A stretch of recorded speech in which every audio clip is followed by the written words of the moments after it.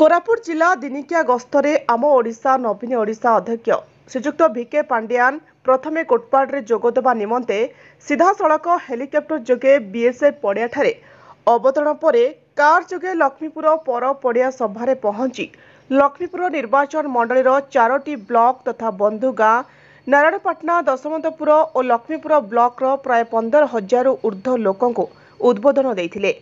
निर्वाचन विभिन्न अभियोग शुणिथिले। ए अवसर में लक्ष्मीपुर निर्वाचन मंडल विकास परिषद दाबी करिछि कि लक्ष्मीपुर निर्वाचन मंडली को नहीं एक राजस्व उपखंड मान्यता और लक्ष्मीपुर मेडिकल को सब डिविजन मेडिकल प्रदान करने निमंते दाबी करिथिबा बेले निर्वाचन मंडल आसिथिबा लोके विभिन्न समस्या को नहीं लिखित अभियोग करिथिबा देखिबाकु मिलिथिला। ए सभारे 5टी अध्यक्षଙ୍କୁ पाखापाखि 4 बिड़ा अभियोग आसिथिला।